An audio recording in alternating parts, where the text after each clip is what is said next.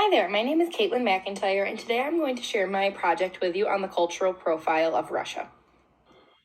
Here you can see a simple Google search that I did, simply searching the culture of Russia, and it brought up some cultural foods, clothing, and some of their arts, their national animal, which is the bear, and things similar.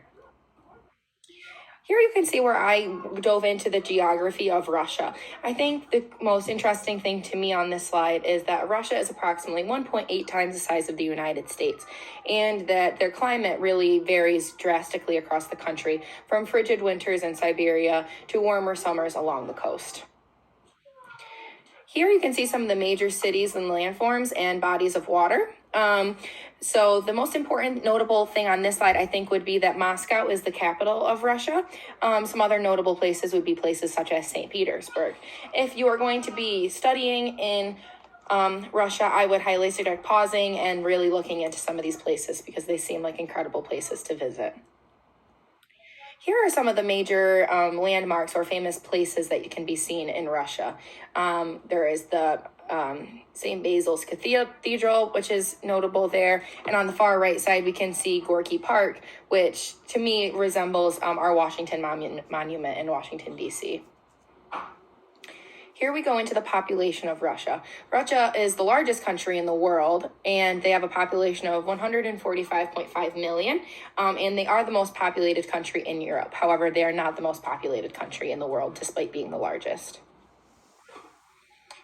Here we go into the politics of Russia, which again will be very important if you're studying in Russia or going to be staying for an extended period of time.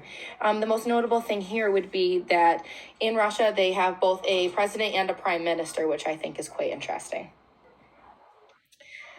Here I go into some of the major industries in Russia, oil and gas, mining, lots of stones and metals, aircraft building, which many of the commercial planes that we fly are built in Russia. Aerospace production, weapons, and military machinery and manufacturing are very profitable businesses in Russia as well. Here we can see the Russian timeline. This is a really interesting thing for you to pause and look at and really understand how Russia got to the point that they are today. To me, one of the most interesting points on this is that in Russia, they were the first country to send someone successfully into outer space, into the moon. So that is very interesting. Here we go into the language of Russia. People in Russia speak Russian, and there are up to 27 other regional languages across 100 minority languages that can also be heard in Russia as well. So there's more information on that for you. Here were some really cool videos that I found on learning how to speak Russian. I did watch all of them to their entirety, and I did learn some very cool things. So yeah, if you're going to be studying or working in Russia, I would highly suggest taking the time to watch these videos so you can at least express basic needs and concerns. Here we go into the Russian communication style. I think that mostly from what I learned here is that in Russia, people do not smile quite as frequently as they might in the United States.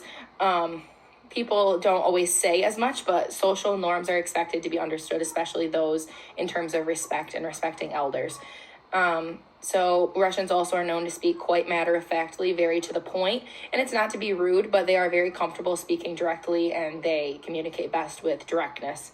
It is also known in Russia that their government doesn't do quite as much to take care of their citizens going through tough times as they might here in the United States. So Russian culture is a culture of sharing. They say that even in need, a Russian person will share their last piece of bread along with everyone else and not eat themselves. So they understand the importance of community and taking care of each other. Here we go into some of the nonverbal communications. They tend to sit close together. Physical contact can be more light touch, pat on the back, whereas very different from, like, say, Italian culture where they would be kissing on the cheeks or potentially even the mouth and things like that. So this is kind of that. I would dive more into this again if you're visiting. Another notable thing is that when doing a blessings in Russia, they do the Father, the Son, and the Holy Spirit. That is a sign of a blessing in Russia. So that is something that I do in my Catholic religion here. Here is something on the first impressions and interactions. Russians do like to become more casual. They are very honest with their opinions, and they like to make them known. They can seem very bold with their communication. So those are some of the notable things here. Russians also generally smile very little in public, as I mentioned, but this is just formal and it's a sign of respect. It's not due to a lack of happiness or interest in the conversation. Here we go into some of the general etiquette. I think the most notable thing on this slide is that there is a high level of respect for elders in the community. So adopting that will be very important for you. Men are expected to open doors for women, pay for their food, help them carry heavy things, so on and so forth. When visiting a Russian home, it's very important to make sure that you're being respectful as well and showing good etiquette. The most important thing is to bring a gift to the hosts. Typically, flowers, wine, or sweets for the women of the house, and hard liquor for the man is customary. Vodka is the liquor of choice in Russia, so that would be an excellent gift to give if you are going to someone's home. Always remove your coat and your shoes before entering the house, and you may be provided slippers to wear in the home. If that does happen, those are not typically an option. You should wear them as a sign of respect. So you should also accept all food and drink that are offered to you and offer to help clean up after you enjoy the meal with the people hosting. When eating and drinking, it's very important to know that usually any bottle of liquor or wine that is opened during the meal is expected to be finished by the end of the meal. It's impolite to pour a bottle of wine backhanded. So, for example, I have my Starbucks drink here. We wouldn't want to pour with the back of your hand.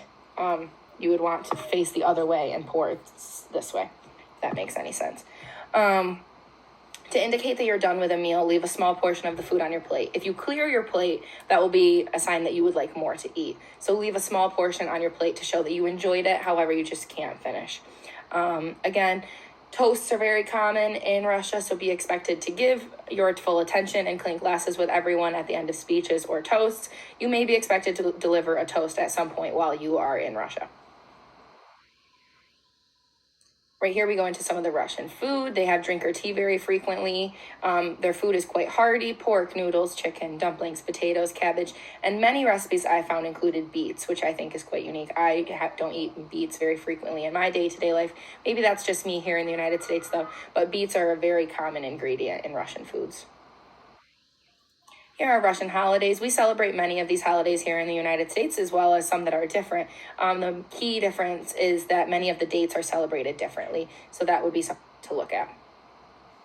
Here are some of the things you should do when you're interacting in Russia, such as mentioning your own family. Showing that family is of high priority to you will earn you respect with Russian individuals, because family is of the utmost importance in Russia. There are many other, very helpful hints here as well. Here are some of the don'ts of interacting in Russia. It's very important for you to be very conscientious of what you're speaking about in their political history. Avoid mentioning past failures of the Soviet Union or the Russian state.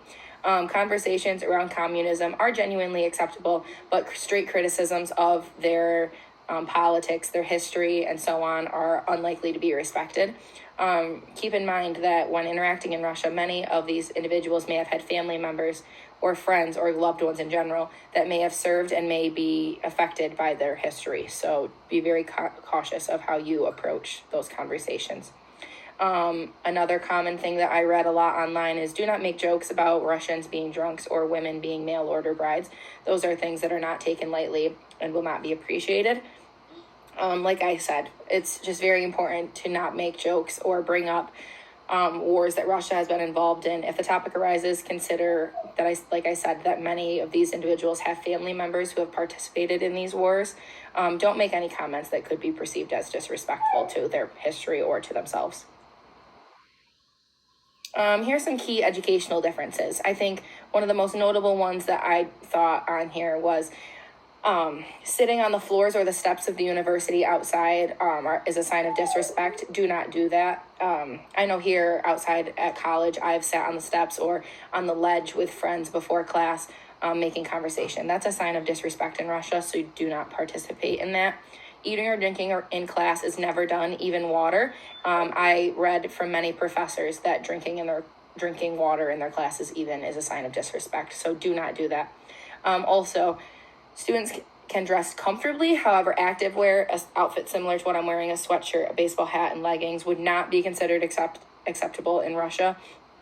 that would be shown as a sign of laziness or a lack of care to the professors and classmates, that you didn't put the effort into your parents, showing that you didn't really care about the people you were around or what you were doing. So be prepared to look your best when you are interacting in Russia.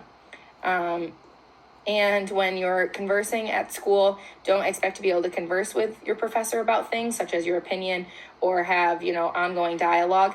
That is not as common in Russia as it is here, whereas we have discussion boards and we are more encouraged to discuss with our classmates, discuss with our professors, and expand our knowledge that way.